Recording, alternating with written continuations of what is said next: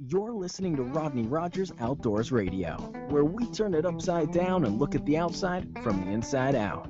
It's safe, it's legal, and we're having a blast. So put your shoes on, my friend, because we're going outdoors.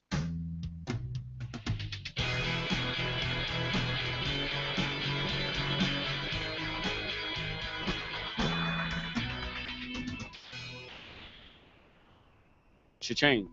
Good evening, outdoors. You're listening to Rodney Rogers Outdoors. I'm Rodney Rogers. Ching ching, walla walla bing bang. Boy, you ain't heard that song in a long I time. know, it's been a while.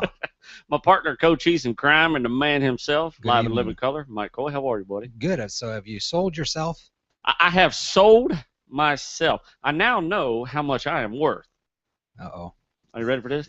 So did you cry or did you rejoice? This is Actually, you know what? a I moment of truth. every year I'm always amazed, because you start out this.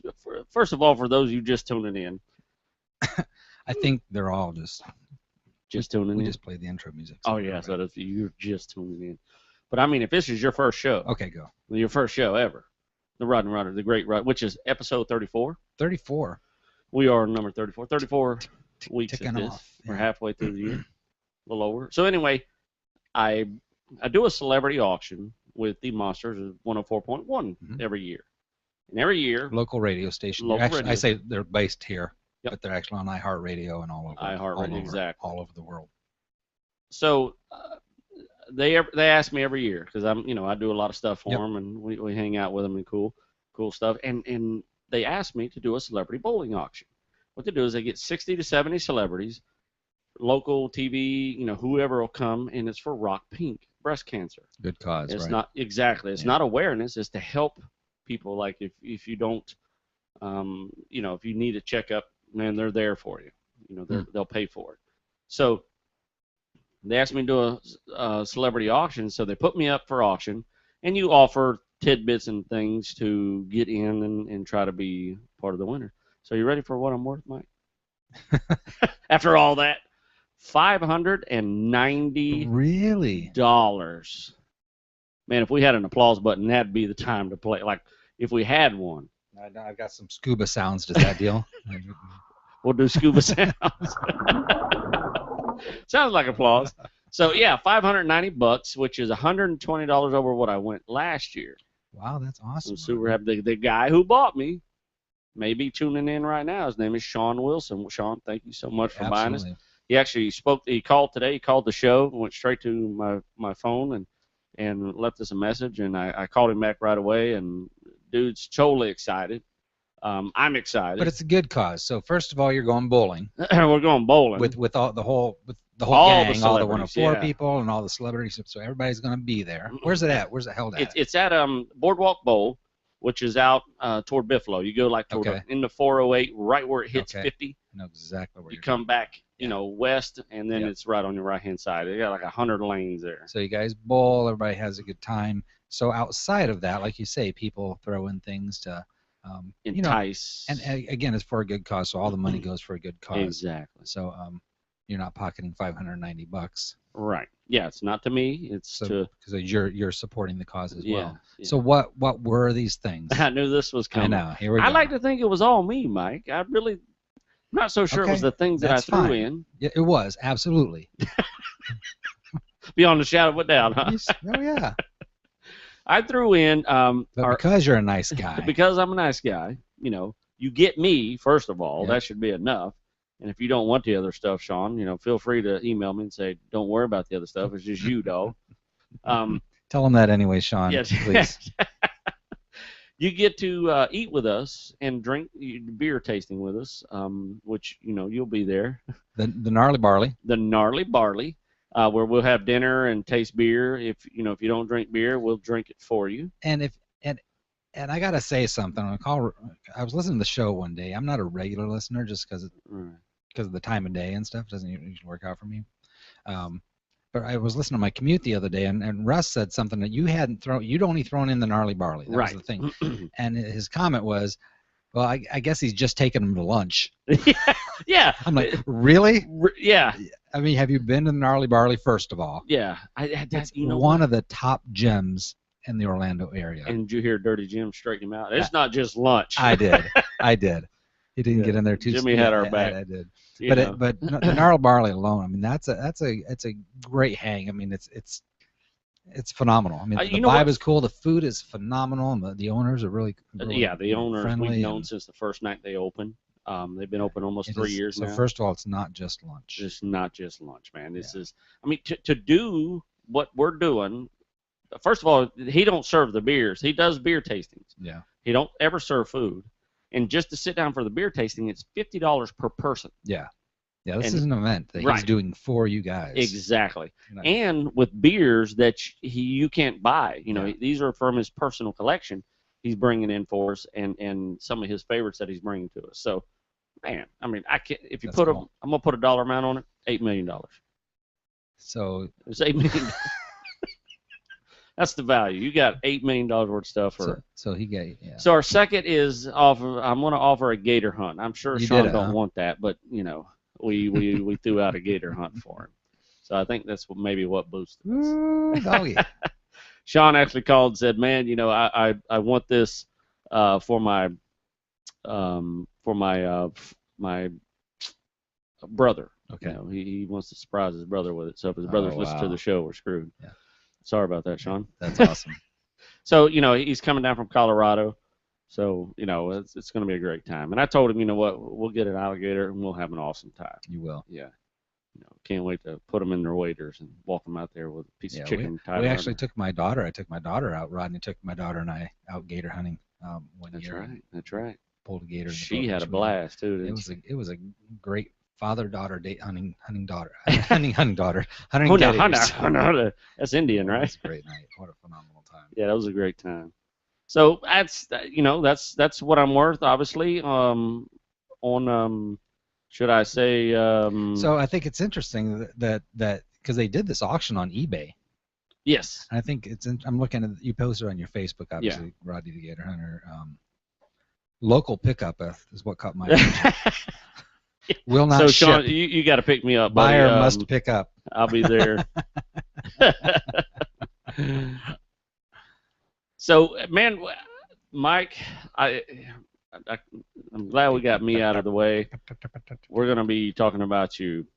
Let's talk about me. What did you do this weekend? I went scuba diving. We went to Stewart, Jupiter, in that area. It's kind of. But man, we actually got our open water. Advanced open water certification. So you were going to add on to your already. We went with you and your son, and Kim and myself went actually the 1st of June. Right. To get our open water certification. We did that in the wonderful Isle of Mirada, Florida. And so we went to, my wife and I are taking an exciting trip to Thailand here in a couple of weeks. So man, it's going to be awesome. I didn't want to get over there and have them say, you know what, the best dive you could possibly go on is at 80 feet.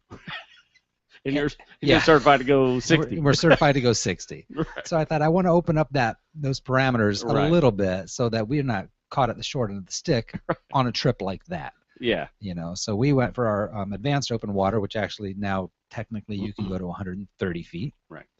Anything from 60 feet to 130 feet is considered a deep dive. What if the most exciting stuff is at 132?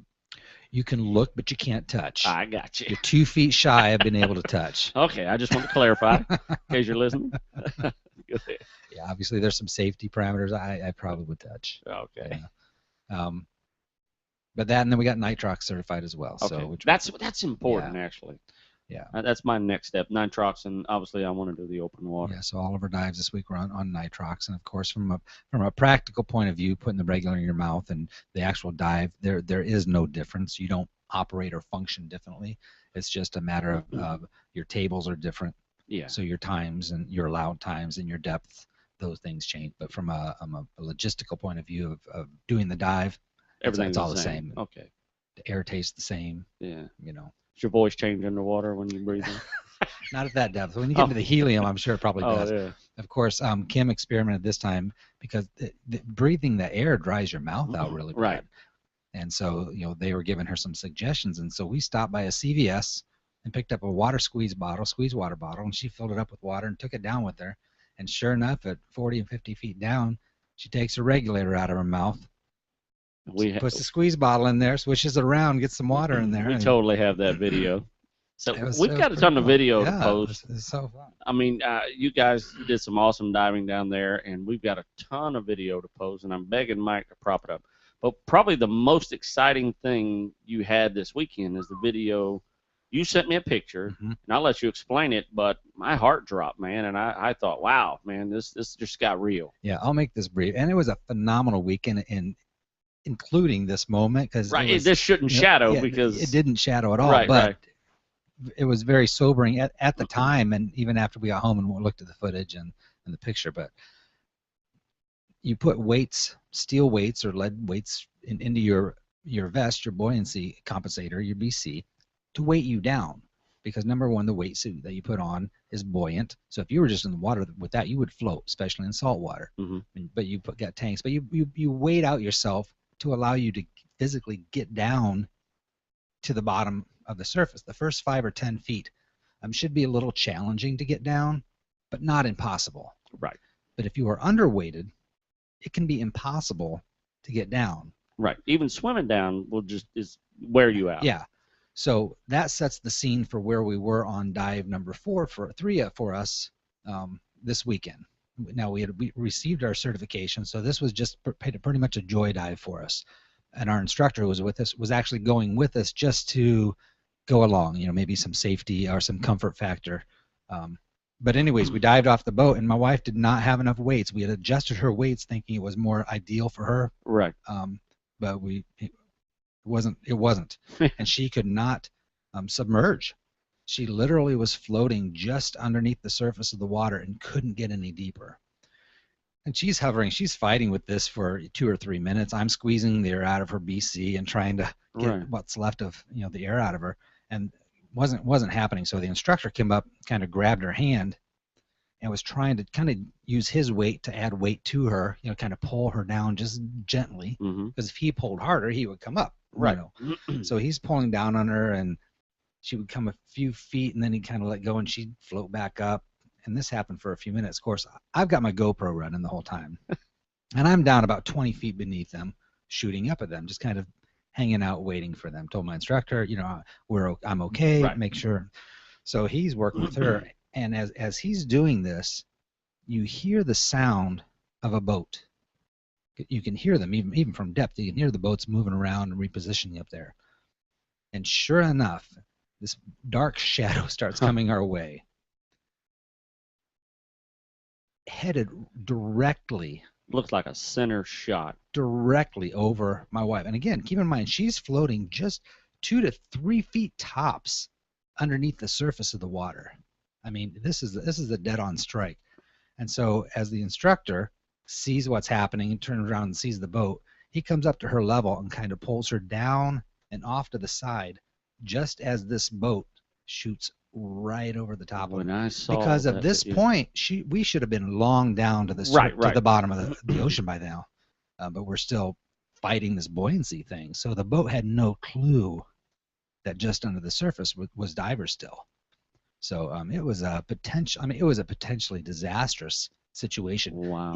She was directly in line with the prop, and even if the prop hadn't hit her, because the boat seemed to be going slower, but as it got almost as the bow got right on top of her, it's like they gunned it a little bit, not intentionally. Obviously, it just was the timing of it.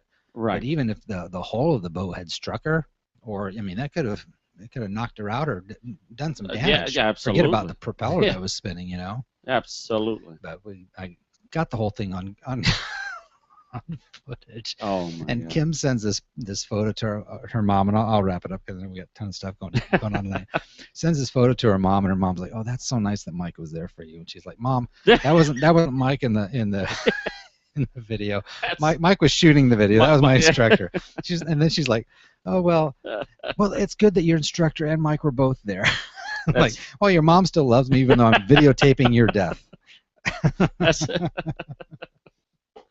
Oh my God! When I saw the footage, I thought, "Oh my God, man, this is life's little moments." Yeah, we got to post that for sure. Yeah. I think. We will. Yeah, that's definitely. something. It was sobering, Yeah. I don't even think Kim realized the magnitude of it at the time, because she was facing down trying to, so she Yeah, might have yes, actually never and you seen. can't see. If she was facing up, I guarantee it'd have been a different experience for Right, her. and you can't see to the right or left. I mean, No, it's not exactly. like you saw what was coming Yeah. on, you know. And I just remember, please don't let this have freaked her out, too bad. You know, but she was fine. We got up on the surface and she was laughing and making jokes again. But yeah.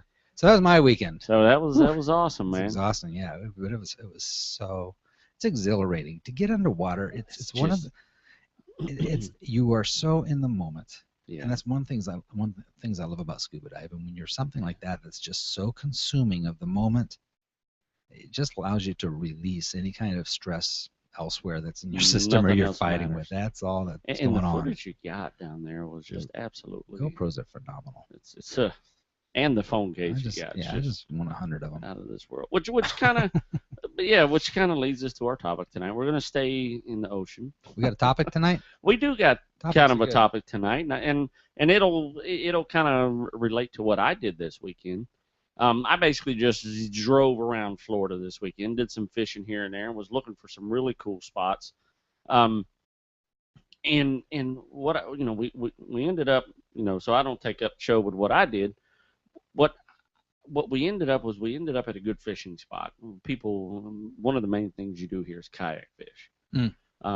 Which, on our beginning of our journey, we stopped by our friends at Black Dog Bait and Tackle over in Melbourne. Yep. One of our, just great friends, and they listen to the show, and we try to be a part of them as much as we can. They offer a kayak. I just found out this weekend they offer a kayak charter. So they'll take in, you catch fishing or just fishing. Touring? Yeah, fishing. So you can fish in the surf. You can catch tarpon, snook. I mean, there's just tons of fish in the surf, and they just pile out there and they plow on the fish. Permit really? Everything you can catch in the surf, which kind of leads us to where I want to go. I've been thinking about kayaks. I've been wanting to do kayak fishing, and man, this is really iterating that I really want to do some kayak fishing. So I ended up on the other side. Hold on, we got somebody. Let me see. Our number here is actually 262-345-7763. Let me see if I got. Meanwhile, while you're doing that, okay. United States is trailing Belgium 2-1. So if our viewership is down a little bit tonight, it's probably because they're all doing the soccer. Oh yeah, nobody's watching us. I'll keep you on. I'm Let's watching. Go ahead and shut here. the show down. You do your thing. I'm watching the game. Anyways, we're down 2-1. You're not even watching our show. What show? That's hard to do. We got a call coming in right now, which is going to iterate on our call coming in. This is one of them. Kayak fishing. I hit a real nice snook spot over in Fort Myers, and tons of kayak fishing over there, which tells us, hey, this is Rodney Rogers Outdoors. Who are we talking to? Who is? Hey, Rodney, it's Paul. Paul, how are you, brother? Oh, not bad, man. Not bad for standing out here in Key Largo. Now, I was going to say, Paul's down in Key Largo this weekend. Now, have you had a chance to get that kayak out yet, Paul? No, I towed the kayaks around the back of the truck for about 2 days, finally put them down by the water, and still haven't put them in the water They're yet. getting closer. That's all that matters. Yeah, it's getting closer. Stop driving around the back of the truck now. We've been hanging out with Jason. You remember Jason? Oh, yeah, absolutely. Stuff. Well, you tell Jason I say hello. I will. And I finally got to go on that stupid thing, and tell you what, that thing is cool. Oh, yeah. Now, Jason has a flyboard, and what it does is, remember last year for the bowling tournament, the guy who bought me, Jason threw in the fly trip, where you just put them on your feet. It's like a skateboard on water, and it's just, man, I had an awesome time. So were you able to get the hang? Were you able to get the hang of the flyboard fairly quickly? Actually, I got out of the water in a couple minutes. Really? And you fall quite a bit when you first come out because you got to get the balance just right. But after you've fallen and looked like an idiot for the first 3 or 4 times, after that you come out and you do pretty well. And I used to skateboard when I was a kid, so it kind of came back to me pretty fast. Yeah. That was back when skateboards only had one wheel. Yeah, well, and it was square. It was square, yeah. they hadn't figured out how to make them round yet. Yeah. But no, it's a lot of fun. It was really something. He'd been trying to get me to do it for the last couple of years, but you know how I am about getting in the water because sharks kind of chase me around quite a bit. Paul's a bit of a shark magnet. So, yeah, a bit, just a touch. And so I wouldn't do it up around Port Canaveral because just you put your feet into the water up to your ankles and you can't see your toes. And so get down here, I can see a little better. So plus once you get above the top of the water and you're about 5 foot above, they can't quite get you up there. So I wasn't worried about it. Exactly. And I'll tell you what I thought of Paul this weekend is this is going to tie into our kayaks. I was over in Fort Myers, Paul, and pounding a few snook, and I was wishing I had a kayak. So I've decided to start shopping for a kayak, and it's going to kind of be our show tonight. But Paul, now I'm going to tell you something about fishing. And Paul is a very stickler for this. And now you cannot, Paul said he's got a story for me, and he wanted to tell me. And I said, oh, no, let's wait for the show. I want you to tell this on the show. Having a boat on a banana, having a banana on the boat is very bad luck. Now, Paul won't even let you wear a yellow shirt. He won't even let you have Fruit of the Looms. Really? He's afraid there's a banana sooner or later going to pop up in your Fruit of the Looms. Yeah. So you got to get naked before you get on Paul's boat. So well, it depends on what you look like. We might have to strip search you. Right. Make sure you don't have bananas. So, Paul, I got to hear this story. I've been dying to hear it. I've been waiting. What happened? Well, I took a weekend just to play around in, and I went out on a Saturday and took Manny and Stacy, you know them. Oh yeah. And we went over to the island. We backed in and kind of just marinated, met a bunch of friends over there, had a good day all day. Boat ran perfect, generator ran perfect, everything was great on the boat. And came back in, tied up to the marina, and when I tied up, my girlfriend's son, his girlfriend, and his girlfriend's sister, and my girlfriend's daughter was standing on the back of the dock waiting on us. And 4 kids, they're all in their teens, mid-uppers. And I'm sitting there and I'm thinking, okay, whatever. So they get on the boat and spent the night with us. And the next morning, they brought in a bunch of snacks and a bunch of chips and bags and stuff like that. Next morning, we're getting up and we're going to head back to the island. And I've got my daughter Samantha and her husband and their 3 kids coming over. So I got a whole boatload of people on my 40-footer. And I'm sitting there starting to go rummage through some of the Publix bags that were sitting down in the galley. And I pulled out a couple of bananas out of one of the damn Publix bags. And I immediately was like, oh, no. And I looked over at Devin, my girlfriend's son. He goes to University of Florida up in Gainesville. I looked at him and I went, Devin, you brought bananas on my boat. And he's like, oh, he's a real super genius and chemical engineer guy. So he doesn't believe in superstition stuff.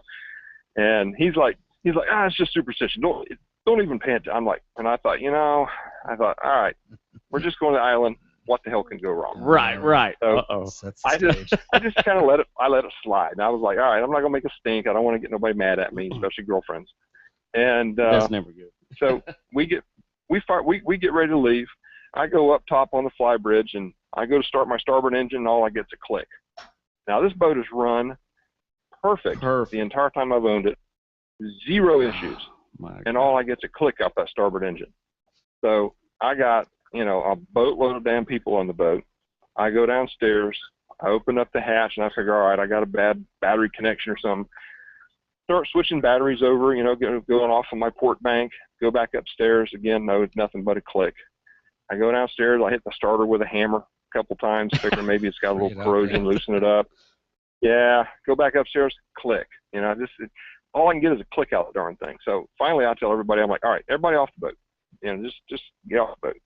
And I pull the hatches, I pull the starter, and if you ever pulled the starter on a big old Caterpillar diesel, that starter weighs about 80 pounds. I can't imagine. And dude, it was heavy. And cut the crap out of my hand getting it out of there, just I'm sweating like a politician on election day.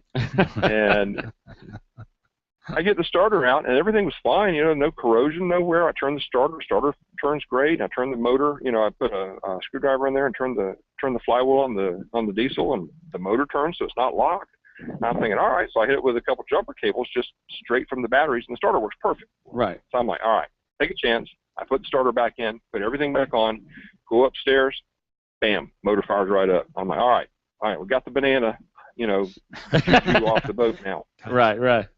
So we head over to the island. We're going along, and I come up to the island. I've got a windlass on the front, so I let the anchor down. I spin the boat around, let the anchor down. I back into the island, throw my rear anchor out, and my son he had taken a kayak and met me on the island with a buddy of his, and he's back there, and he helped set the anchor for me, and I've forgotten all about the banana juju, and I look over, and my ex-wife is in the boat next to me with her husband. Okay. I'm going, holy crap! I'm thinking, no more freaking bananas on my boat ever. So I thought, I'm like, all right, I'll blow it off. And I think she had heard that all the grandkids were going to be there and all the kids were going to be there, so she showed up. And so I'm sitting there thinking, all right, just calm down. It's cool. We'll be all right. Can't be a banana. About 10 minutes. Yeah. 10 minutes goes by, and I've already got the bananas off the boat. When the starter wouldn't work, I made him take them damn bananas and get them off the boat. So 10 minutes goes by, and next thing I know, she's standing behind my boat, handing me a bag of, a couple of Publix bags, and she's going, I brought some snacks for everybody, so put these on your boat. So I'm like, all right. I grab the Publix bags. I go into the salon.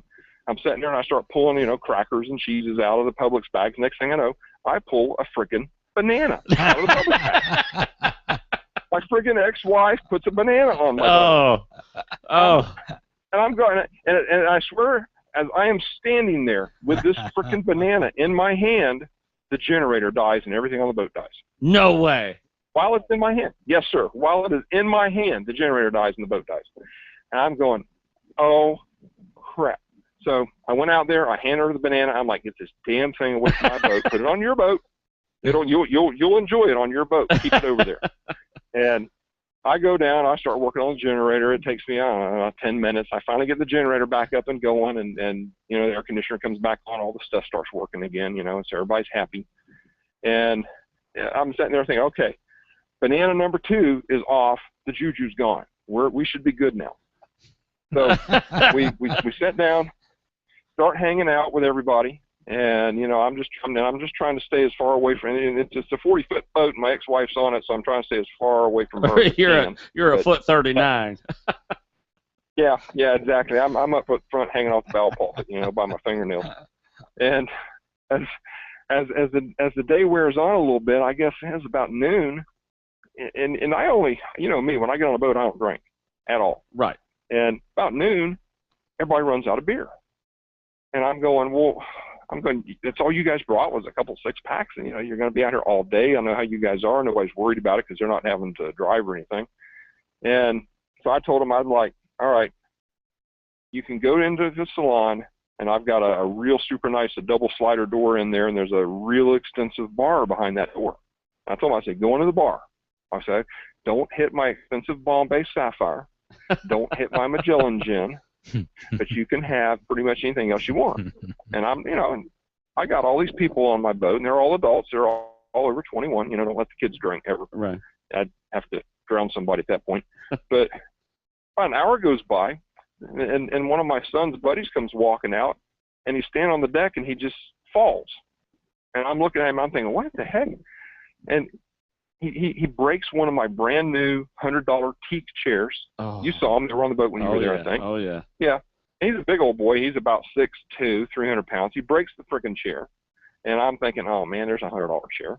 And I open up the door, and I look, and there's my Magellan Gin sitting there, and there's my Bombay Sapphire. Oh, and no. Maybe 4 left at the bottom of the bottles. They all these people on my boat, including my ex-wife, sucked my darn bar down.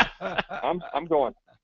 I'm thinking, oh my God. So at that point, I pretty much said, all right, I'm done. This is it. We're out of here. I'm wrapping up. I've had enough of it. Yep, I'm wrapping up. So we go start pulling everything in. I go up to the top. I fire up both engines, which I had my fingers crossed on that. I figured for sure one would blow up when I hit the button. And so I start to pull the front anchor in, and as I'm pulling in the front anchor, the windlass breaks. So now I got to go up front and pull in all that rope, 30 foot of chain and a big old heavy anchor by hand. And I'm by hand. Oh. So I get in there. Yeah, I get the anchor up, we leave the island, I back into my slip, and I unceremoniously throw every damn person on my boat off of it. Told all of them. As soon as I got that sucker tied in and the motor shut off, I looked at everybody and said, leave now. I will clean my boat. I will wash it. I will do everything. Get the heck off my boat. Just leave. And so I don't know if they're mad at me or not. I really don't care at this point, you know. It's just like, and I told them all, the next person brings a banana on my boat is going to have a 9mm stuck in their nose. We're going to have a serious come to Jesus meeting. Paul, I'm going to have to tell you, I always thought the banana, you know, I'm going to have to go with you on this one. I think it's undoubtedly proved itself. Wow. I've been banning bananas from my boats for 30-something years, really? And I finally let one on my damn boat and see what happened. See what happened. Everything that could go wrong went wrong. Wow. Yeah, so, you know, heck, the Navy ought to weaponize those things, man. They just slide those on our enemies' boats. We'd never have fired a shot in every damn one of them. That's a safe war right there, Paul. That's a great idea. That's awesome. And you don't have to shoot a missile. Just throw a banana on their boat. Throw a banana on They won't never make it out of the harbor. That is awesome. Yeah. Well, Paul, I'm glad you called with that story, man, because I would have never believed it if anybody else told me. Yeah. Well, you know Steve Sikowski? Oh, yeah. He used to live in Orlando, moved up to Tennessee. Yeah. That Tuesday, I was on my way home, and he called me. He lives on a houseboat up in Tennessee. Right. And he calls me, and as I'm getting around, I'm going, dude, you will not believe what happened to me last weekend. He says, before you go, let me tell you what happened. He said, my girlfriend's son brought a banana on my boat. I swear to God. And I'm like, what? He says, yeah. He said, he brought a banana on my boat. I caught him eating it on the boat. Oh. Steve, you know, it was always my first mate every time we went off. And I'm like, really? And he says, we got halfway down the river, and I lost my steering. He says, I had to come back in on no steering by using you can turn with your motors and stuff. Right. And he said, I lost steering on my boat. He said, I told her if that sucker ever brings a banana on my boat again, she ain't my girlfriend no more. So I got to tell him my banana story after that one. So it's true, man. It works. It's bad juju. Wow. Well, I don't even know how to. We can't even top that. Paul, I appreciate you calling, man. That was a phenomenal story. Man. We're going to call this the Banana Show or something. Somehow we got a title this show. Yeah. Definitely we have a theme for the show. Paul's Banana Escapades. There you go. There you go. Right New on. titles. I'm supposed to do some flats fishing on Thursday. I'll take notes and holler at you. Definitely, man. Definitely, because our topic tonight's going to be a little bit about kayaks. So, man, I'm dying to hear how you do. Okay, not a problem, man. All right, my brother. Good Thank you so much, Thank Paul. you so much. All right. Y'all take it easy. All right, buddy. See ya. All right, bye. Dude, bananas are like a no-no, and that's just. Has Paul called in before? Yeah, he's called in. That's right. Yeah, he's. I could remember those. He's. Do we need to do you a list? I just want to squeeze the moose. Okay, well, you may get your chance. That's funny. Paul is. It's an interest. We should be asking every captain or boat-related person that calls in their philosophy on the bananas. You know what? That's actually a lot of people have that thought, and some don't. Yeah, we've had that conversation fishing before. Yeah, exactly. What's funny is actually why I was just looked. The origin. Didn't really know the origin, but I was looking online here. There, and it actually says, one of the superstitions, or some of the things. It brings plenty of opportunities for ill luck. It says fishing boats running aground, mechanical failures, floating helplessly adrift, crew members becoming deathly sick from mysterious illness, foul weather sweeps in, ex-wives show up. So I thought it was very incidental. We got another call coming in. This is what we're talking right here. But we know now bananas. We're not having bananas on the boat. Thank you for calling Rodney Rogers Outdoors. This is Rodney. No bananas allowed. Who are we speaking with? Rodney, Doug Devine. Doug, how are you, buddy? Black Dog Bait and Tackle. Good, buddy. Man, you know what, Mike? This is what I was talking about earlier. I went by Chris's Black Dog Bait and Tackle earlier, and they do kayak charters. And this is the man right here on the phone that we're speaking with right now. How are you, my man? Good. I'm doing well. How about you guys? Man, we're hanging in there like a hair in a biscuit, we always say. That's just the best way to hang in there. So, That's Doug, the way you got to do it. I'm glad you called, man. I know you and I have been talking, and I missed you when I was at the shop the other day, dude. Doug offered to take me fishing, so Doug and I are going to set up, and we're gonna do some serious fishing.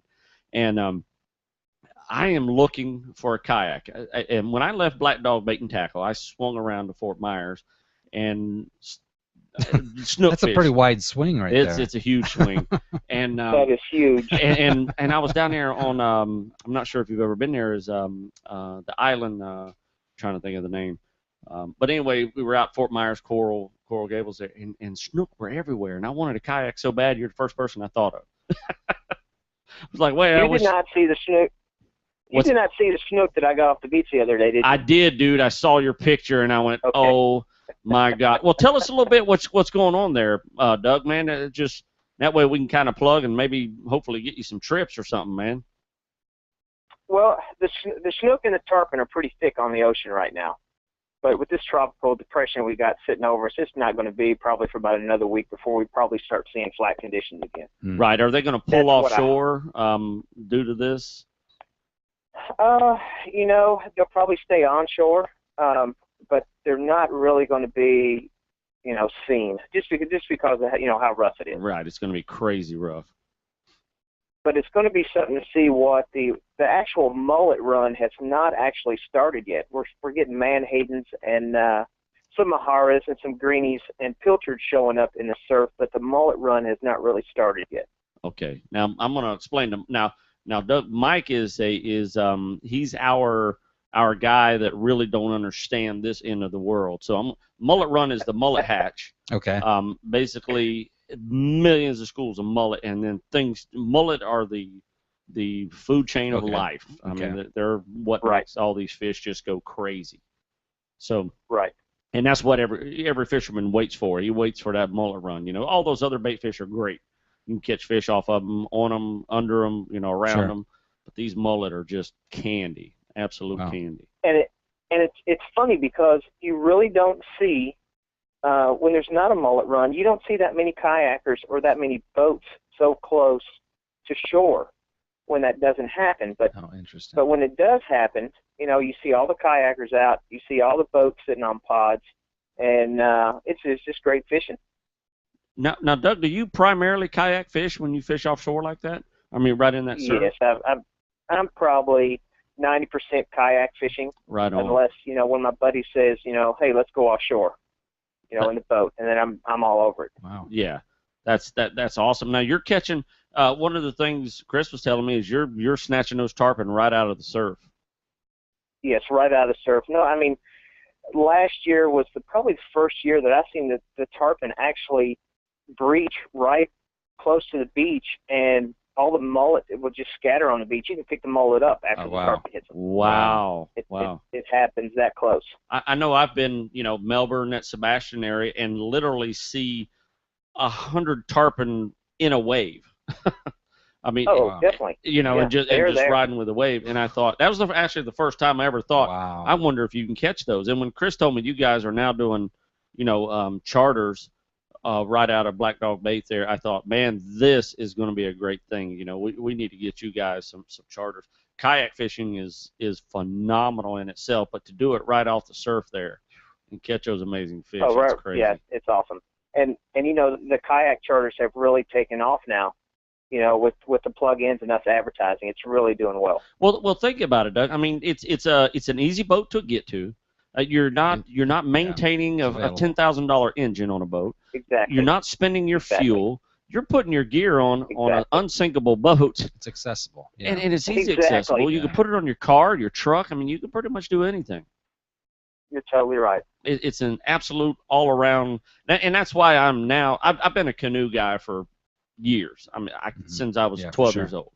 I've got several canoes, and I've never had my canoe in the surf. I would never take it out there. It's just too dangerous.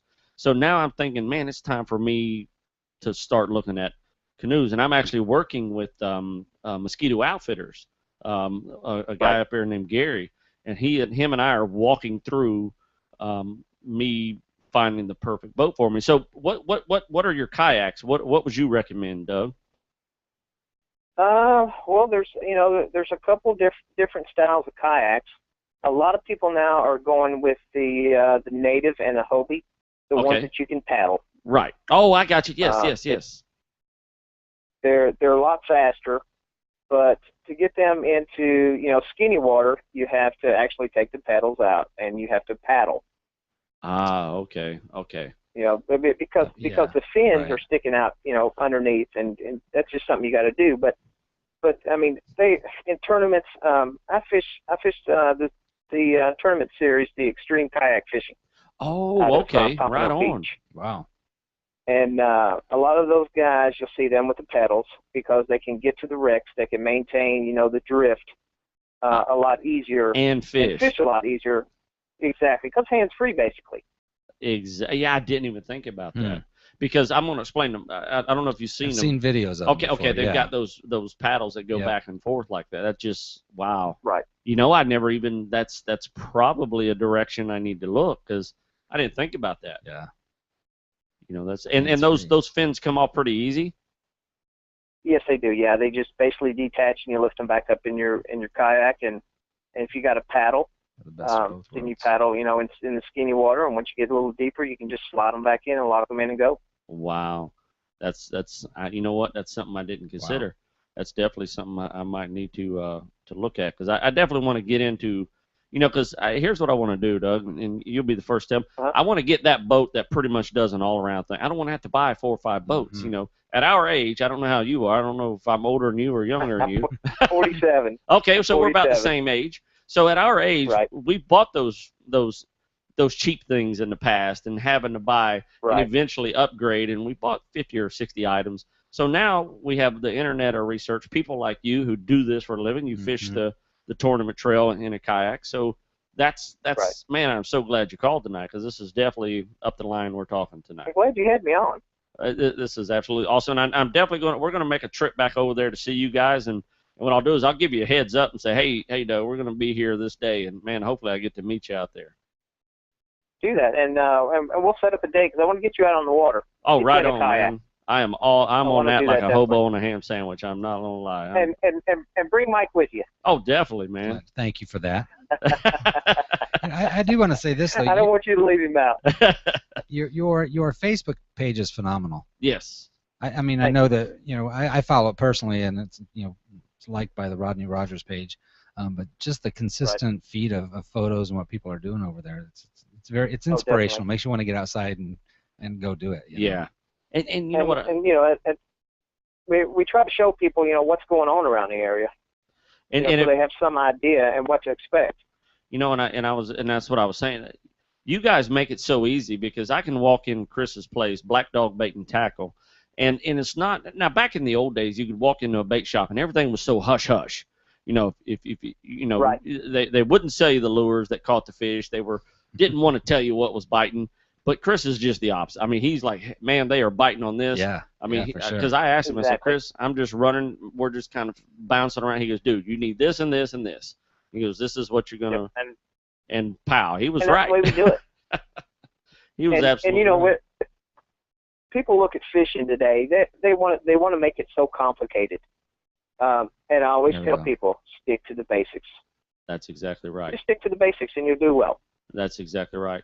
But that's why, I mean, your place is perfect for somebody like me who doesn't necessarily even know what the basics are. You know what I mean? Yeah. Right. You come in, you go, came in, we would explain it. Exactly. I love that. That's what I'm. So if you're listening right now, definitely check these guys out over at Black Dog Bait and Tackle. Absolutely my favorite place going over to the beach. Yep. I've been going to that bait shop for even before Chris, had it. It's just a perfect location. You can't miss him when you're driving down. What's that A1A there, right along the beach? Yeah. Yeah, it's A1A. Yeah, you're going towards Sebastian. You're right there in Melbourne. Poof, he's right there on the corner. I mean, if you... Right there before you go around the corner. Exactly, and you just absolutely... And it's actually a really cool place to take pictures. Oh, it is. I noticed. Yeah, you see, I got a good picture of that place. Yeah, you did. Well, Doug, I mean, just real quick, I mean, is there any one thing you could say, hey, let's, is there one fish right now you're after that you're looking for? It's definitely the tarpon. Okay, it's definitely the tarpon. So we got a good tarpon run out there this year. It's definitely the silver king of the sea. Amen. Now, for those of you that's never caught a tarpon, I mean, from a 20-inch tarpon to a 200-inch tarpon, these things are just absolutely full of fight, like you would not believe. They will take you on an hour to an hour and 45 minutes sleigh ride in a kayak, and you will not want to catch another fish that day. I am going to book a trip with you, my man. I definitely want a tarpon in a kayak. You know what? That it's a whole new ball game. Oh, yeah, absolutely. I have caught tarpon before. Oh, it is. From a boat, but yeah, you're right. That's a game changer. That is absolutely. It is a whole new ball game. Now, just a quick question. Like, let's say me never caught a tarpon in a kayak. Are you right beside me saying, okay, Rodney, here's what I want you to do. Don't pull him this way. Don't pull him that way. Obviously, bowing is maybe a little different. Maybe you're not bowing. You're just dropping your rod or, Right, just dropping the rod. Okay, so you're there with us the whole time, just guiding us through this thing. The whole time. Once you get hooked up after his first or second jump and you know you're hooked, it will take me a while to probably paddle to get to you because he would already jerk you away from me. So basically, once I get there, I'm just going to hold on to your kayak. Okay. And so there's a lot more drag. Gotcha. Okay, so makes it'll wear sense. him down a lot faster. Makes sense. Yeah. Right on. Now, so rather than pulling one kayak, he's going to pull two. Typically, how far off the shore are you at this point? 100 yards or 100 feet? Or? Well, it's anywhere from 50 to 100 yards. Okay. It basically all depends on where the bait pods are sitting. Okay. Right on. Now, you've got your area that you run. Obviously, you're pretty successful. Are you watching these things every day, pretty much, to say, okay, we're going to be going to this area today, and here's where we're going to be? Okay. Every evening, I'll take a look to see where the bait pods are, and then every morning, before I actually go in for a charter, I will find the bait pods. Oh, and right that's where I'll decide to go. Cool beans. So if you're listening and you want to book a charter, you don't have to do the homework. Doug's already taking care of it. I mean, that's it. And I always recommend someone who's, especially like if you're on the fence, hey man, I want to fish out of a kayak and this is what I want to do.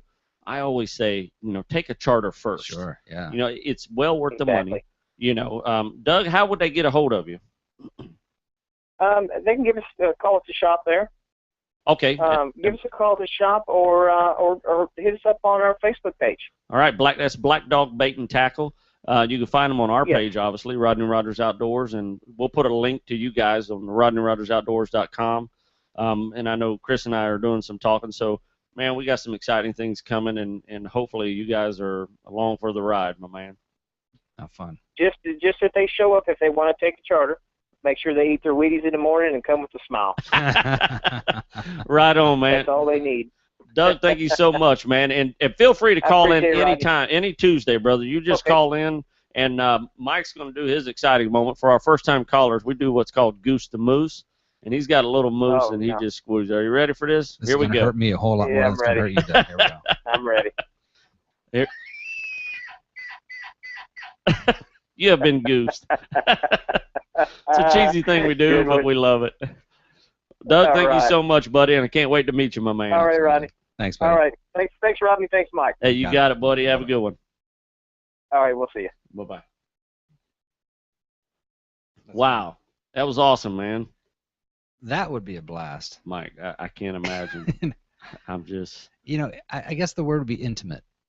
Oh, yes. And the whole experience would be so much more intimate. Absolutely. Right? Yes. I mean, you're down there, the level of the water, you see so much. I mean, you're encompassed in the whole experience. Absolutely. I can't imagine. I'm excited about this. I cannot wait. And, man, we just pretty much talked ourselves out of time, didn't we, my man? Yeah, who cares? Who cares? I've been at Mosquito Outfitters today. I was talking earlier looking at kayaks. I'd love it if every show was just this kind of thing. Oh man, that'd be the bomb. It's all about the stories. It's all about the people. Well, hopefully we can. Doug will call us in every week maybe and give us a few minutes of what's going on. He can call anytime he wants. And I mean, Paul, that was cool. Paul called in. So if he does some kayak fishing down there in the Keys, mm-hmm. I mean, if you got a 40-foot boat, it's hard to get in kayak. I can understand why it only made it to the edge of the water. But even to go down, because to talk about the kayaks. Go down there and Absolutely. Now the here's nuances of kayaks, because there's all kinds of different kayaks. absolutely, too, and when you've been to the Keys fishing a million times, you don't have to go out very far to catch what you catch 20 miles here. Nope. I mean, you could literally go 2 miles, which is nothing in a kayak. I've paddled 10 miles in a night. Yeah. In a canoe. I'm sure I could do it in a kayak. And I've taken a kayak up to New Smyrna Beach and just put it in. It was one of the best days of my life. Yeah. It wasn't even fishing, just Wow. going out on the water. Yeah, because exactly. you see the dolphins, and again, it's just very Super. you're engrossed in the the surroundings. That's amazing, man. What a great show, and we're gonna go Or 5 what? hours. Or what? Or Oh yeah. our next show will be 5 hours long. This is ridiculous. Yeah, well, we could easily sit here and chat for that long. Oh, no doubt. So, guys, I can't wait to get my kayak. I'm all over this. I mean, I got the brochure. So what is it you actually got there? You This have a is brochure Jackson Kayaks. That's the brand name. Yeah, they got several. That dude's got a sailfish or some sort of That's a billfish sailfish, by or the- maybe he's just got a sailfish. I mean, from a kayak. from a kayak. Nuts. I mean, they catch tuna. They catch. I mean, it's crazy. It's Yeah, absolutely crazy. I would definitely enjoy that, especially the first time experience, much better with a guide. Yes, Because absolutely. that would take all the frustration out of it. And it could mean the difference between a good taste and a bad taste in a kayak. Totally. If you're with somebody who knows Yeah. what they're doing. Yeah. Yeah. So if and I'll tell you what, I was hanging out with Gary today at Mosquito Outfitters, and the knowledge that he had, I spent like 45 minutes with him, and man, he filled me up in 45 minutes with knowledge that I couldn't even think of. It took me in a whole different direction as far as kayak fishing goes. I mean, there's a fishing boat kayak, and then there's the ultimate, and you can get anywhere in between. All kinds of accessories. Oh and my God, coolers. the accessories and are endless. I can't even go. built-in tackle boxes and rod holders. and, My mind is about to pop Yeah. just thinking about it. Yeah. So well, you know what? But he had said something that I think is right in line with you, because kind of this whole show started about it. We wanted the outdoors to make it accessible to people. that's I exactly mean, it's right. accessible to everybody, obviously. Yeah. But whatever might inhibit you, or the fears, I mean, like myself, just from an inexperience or never having actually gone out and done it, and it's so natural with you, and your desire is to bring people along for that experience For the whole ride. and simplify it. Yeah. Taking the complications, and he said the same thing. People make it too complicated. Too complicated. Back to the basics, and that's always been our kind motto. of your thing. Yeah. And with a kayak, keeping it simple. I mean, it's just it's accessible to anybody. Like you say, you put it on top of your car and drive to the beach, and you're in the water and you're doing it. You don't Absolutely. have to hire a charter or a boat, or it doesn't get expensive or crazy. Take it with you on vacation. You've always fished out of canoe. It's the same type of thing. It's Absolutely. basic, and even canoes even more so. I mean, is more maybe complicated because it's harder to tote around. You can't necessarily put that Exactly on top of your right. Yeah. SUV. It's a little You heavier can't- sometimes. It's it's tipsy. They have a round, but it's a big difference. And you can hunt out of those kayaks. Would you mind if in closing I read something? I don't mind at all. Because this is something I read last week, and I'm going to kind of read this, but it's kind of it's not a joke, but it ties in exactly what we're saying here. And Okay. I think it just brings the whole Absolutely. thing around. So no music. I'll save you the drama. And we got to get back to you telling stories and me picking the music for you. You I want got to do it. that again. So You next got week, it. have Next a story, week. and I'll have Stay some tuned. surprise music for you, okay? But this is about an American investment banker. He was at a small pier on the coast of Mexico when a small boat with just one fisherman docked up on the dock. Inside the small boat was several large yellowfin tuna, and the American complimented the Mexican on the quality of his fish and how long it took to catch them. He said, well, only a little while. And the American asked, why didn't you stay out longer and catch more fish? And he said, well, with this, I have more than enough to support my family's needs. The American said, but what do you do with the rest of your time? He says, I sleep late, fish a little, play with my children, take siesta with my wife, Maria. We stroll the beach each evening, and I sip a wine, play my guitar with my amigos, and I have a full and happy life.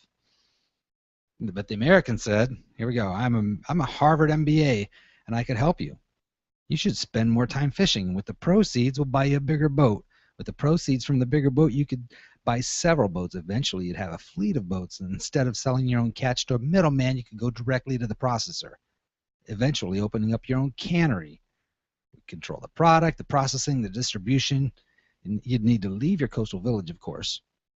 Go to Mexico City, and then Los Angeles, and then eventually New York, where you will run your ever-expanding enterprise. And the Mexican said, how long will this take? Oh, 15, 20 years. But then what? He asked. The American laughed and said, well, that's the best part. When the time is right, you would announce an IPO, sell your companies, stock to the public, and become very rich. You would make millions. He said, millions? But then what? The American said, then you would retire, move to a small coastal village where you could sleep late, play a little, fish a little, play with your kids, take siestas with your wife, stroll in the village in the evenings where you could sip wine, play your guitar with your amigos. He's already there. He's already there. Back to the basics. Back to the basics. I thought that kind of touched me a little that bit. Actually you know what? Is an awesome story. We complicate things. We spend our life trying to accomplish things, and yeah. we can go out tomorrow and head to the beach and do a little fishing and sip a little wine and hang out with our amigos. We can get outside and stay. Yeah, we know that's the best part, right? That's awesome. Mike, thanks again for a great show. Always is. I love the story. It's actually, where'd you find that? I just poke around. You're a poker. I'm a poker. I like being a poker. It's always a blast with you, and thanks for our callers for calling in tonight. Absolutely. So. And as my mama said 1,000,000 times, and Yes, I said 10,000, you kids get outside and stay.